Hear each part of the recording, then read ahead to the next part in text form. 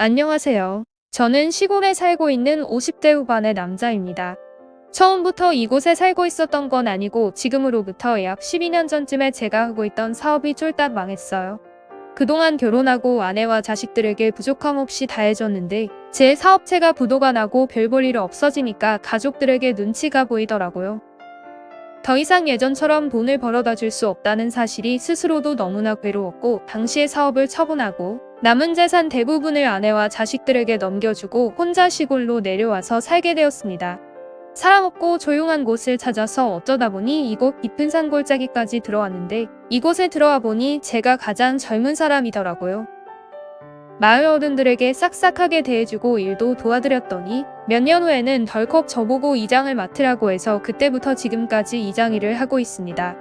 한적하고 조용하게 밭농사하며 지내고 있었는데 몇 년 전부터 개발업자들이 땅을 보러 다니더니 전원주택이 하나씩 들어서기 시작했어요.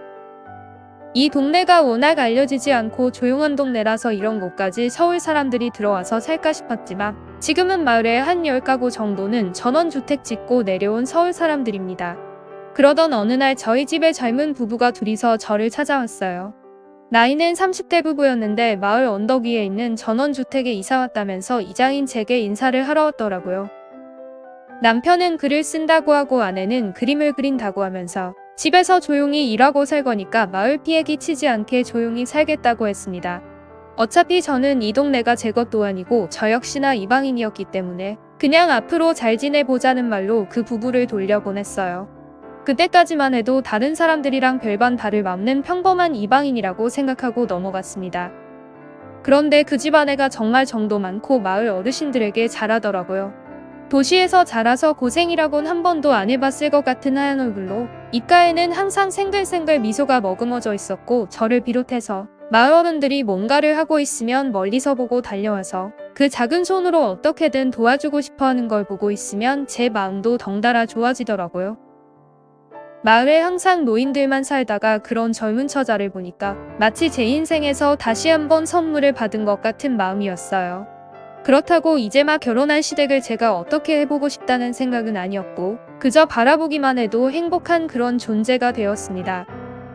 그날 이후로는 오늘은 이쪽으로 안 지나가나 생각하면서 언덕 위에 새댁집만 쳐다보고 있었고 고구마나 감자 들고 올라가서 새댁에게 먹으라고 건네주면서 집안에 불 꺼진 현관등도 고쳐주고 못질도 한 번씩 해주었어요.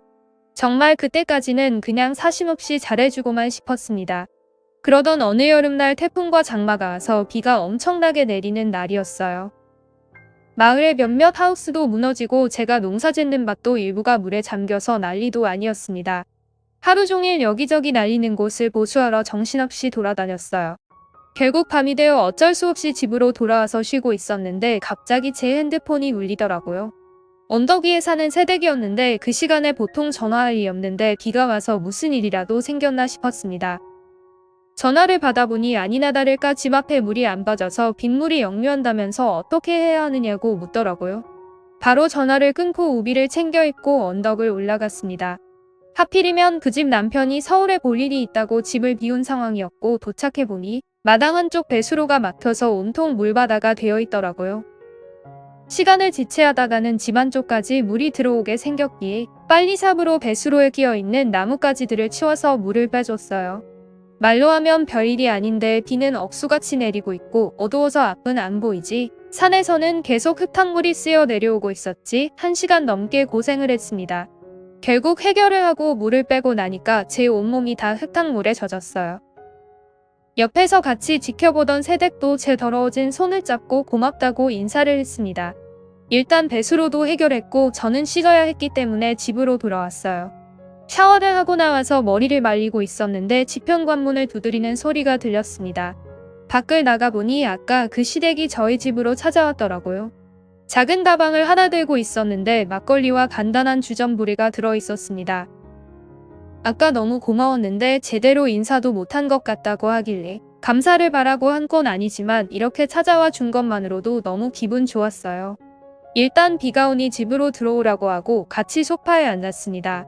안 그래도 목이 타던 참이었는데 잘됐다는 생각으로 막걸리를 한 잔 마셨고 새댁은 자기도 한 잔 마신다고 해서 둘이서 편하게 막걸리를 마셨습니다. 동네 이야기도 하면서 술을 마시다 보니 저보다 술이 약한 새댁이 먼저 얼굴이 빨갛게 달아올랐어요. 갑자기 저를 보면서 이렇게 혼자서 사시면 외롭지 않냐고 물어보길래 사실 좀 외로울 때도 있고 가족이 생각날 때도 있다고 했죠. 그러면서 제 과거 이야기를 쭉 해줬어요. 어떻게 하다가 지금에 이르게 된 건지 차근차근 제 이야기를 듣던 새댁은 제가 너무 불쌍하다며 눈물까지 흘리더라고요. 울지 말라고 눈물을 닦아줬는데 갑자기 그녀가 제게 달려와 안겼습니다. 너무나도 생각지 못했고 갑작스러운 일이라서 놀랐지만 일단 너무 슬퍼서 그런 거라 생각하고 등을 토닥이며 쓸어 내려주었어요. 몇 년 만에 여자를 품에 안은 건지 제가 다 긴장해서 심장이 두근거렸습니다. 제 품에 안겨있던 새댁은 이제 좀 진정시키고 떼어놓으려고 했더니 갑자기 눈을 감으며 제게 입을 맞추는 게 아니겠습니까? 너무 깜짝 놀라서 남편이 알면 어쩌려고 그러냐고 했더니 새댁이 말하기를 사실 남편이랑 별거한 지 일주일이 넘었다고 하더라고요. 도시에 있을 때는 자상하고 친절한 남편이 좋았는데 이곳에 내려와 보니 할 줄 아는 것도 아무것도 없고 남자다운 구석이 없어서 싫어졌답니다. 그런데 제가 언제든지 나타나서 무슨 어려운 일이든 다 해결해 주니까 그게 너무 좋았나 봐요. 나이 차이고 뭐고 상관없이 제가 좋다는데 이걸 마냥 좋아할 수만은 없는 일이었고 말없이 그녀를 안아주고 토닥거려줬어요. 새댁은 자기 이혼하고 이장님하고 살 거라고 하는데 그 순간 저도 머릿속에서 자제심이 사라지더라고요. 그녀의 입술에 제 입술을 가져다 댔고 그렇게 처음으로 진심이 느껴지게 키스를 하게 되었습니다. 동네 사람들이 다들 저를 손가락질하고 나쁜 놈이라고 할 수도 있습니다. 하지만 제 나이에 찾아온 마지막인 것 같은 이 사랑을 저도 어쩔 수가 없네요. 새댁은 지금 남편과 협의 이혼 소송 진행 중입니다. 모든 것이 정리되는 대로 저희 집으로 들어와 같이 살기로 했어요. 주변 눈도 있고 해서 결혼식을 올리지는 않을 생각이지만 우리 둘만 좋다는데 누가 뭐라든 아무 상관 없습니다. 사람의 눈을 피해 내려온 시골이지만 이곳에서 정말 누구와도 바꿀 수 없는 사랑을 만난 것 같아서 저는 행운아입니다.